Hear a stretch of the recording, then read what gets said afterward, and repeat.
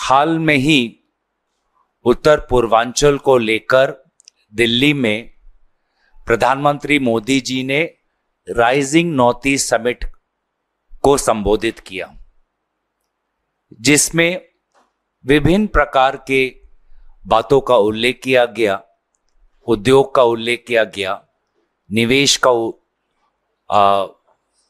विवरण किया गया, लेकिन ये सब जमीनी हालात से परे हैं।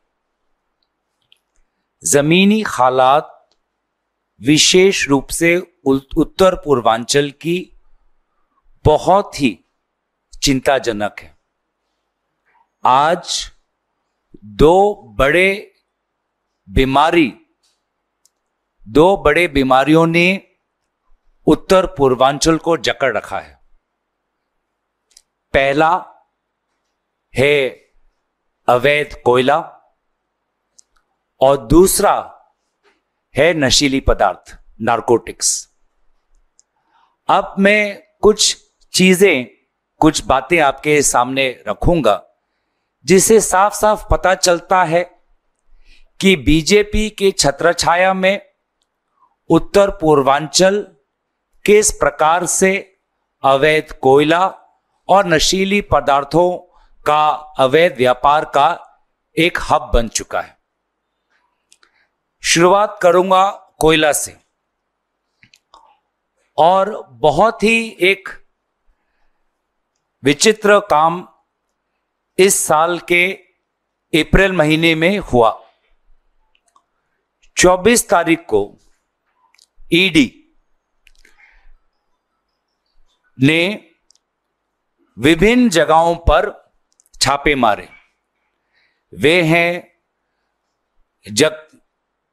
जगदीगितिम, नौगाल बिब्रा, जडुगोफा, मार्गरीटा, गुवाहाटी।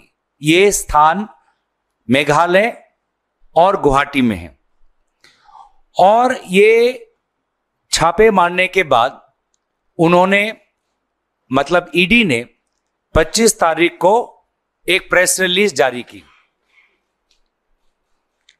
इस प्रेस रिलीज में किस प्रकार का अवैध कोयला का एक सिंडिकेट नेक्सस मेघालय असम में चल रहा है उसका विवरण ईडी ने किया है। सिंडिकेट शब्द का इस्तेमाल तक उन्होंने किया है। अपने प्रेस रिलीज में उन्होंने कहा कि ED investigation further revealed that a syndicate having persons from Meghalaya and Assam is in charge of ensuring that the trucks containing illegal coal clear the borders of Meghalaya and enter into Assam without any checking, restrictions, where papers were prepared to show this as legally mined coal. The syndicate used to charge rupees 1.27 lakh to rupees 1.5 lakh per truck from the mine owners in the name of commission patronage in cash. The illegal mine coal was stored at depots located at Jogiofa in Assam. In a subsequent para, it further states,